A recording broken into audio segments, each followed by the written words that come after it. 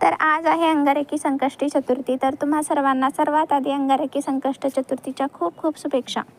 हे तसे ना फुलं विकत आणले होते शेवंतीचे, पण मला काही समाधान नाही मिळणार म्हणून बाहेरचे थोडेसे आमच्या दारासमोर असलेले फुलं ते घेऊन आले आणि छान असा हार वगैरे बनवून घेतला। तसा ना प्लॅन पुरण घालायचा होता, पण आज मनूची तब्येत थोडीशी बरी नाही आहे। ती दात काढत असल्यामुळे ना तिला थोडंसं फीवर वगैरे येतोय म्हणून ती काही असं म्हणजे चिडचिड करते, म्हणून साधेसे मोदक उकडीचेच बनवून घेतले आणि छानशी पूजाची मांडणी वगैरे केली।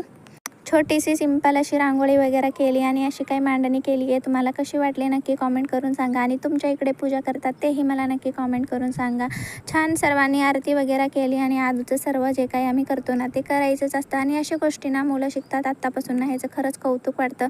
आणि आजू आम्ही जे जे काही करतो ना ते सगळं तिला करायचं असतं आणि आतापासूनच मुलांवर असे काही संस्कार घडतात। आपण जसं वागतो ना ते तसं शिकतात। तर अशा गोष्टी छान छान घरी आपण करत राहायला पाहिजे, जेणेकरून मुलं पण शिकतात। तर दर्शन वगैरे करून छान असं आरती झाल्यानंतर चंद्राची पण आरती वगैरे करून घेतलो आणि हे नारळ वगैरे फोडून घेतले। छान पूजा सगळं काही झालं होतं। मी तीर्थ वगैरे देऊन आजीचे आणि मम्मीचे आणि यांचे पण सगळ्यांचे पाया वगैरे पडले आणि आदिती पण पाया वगैरे पडली। तर रात्रीचं छान जेवण केलं आणि आदितीचं हट्ट असं असतं की काही स्पेशल असलं ना तर तिला माझ्यासोबत जेवायचं असतं। तर चल बाई ठीक आहे म्हटलं, तिनं मी एकच ताट घेतलं होतं आणि जेवण वगैरे केलं। तर असं काही दिवस होतं। चलो बाय।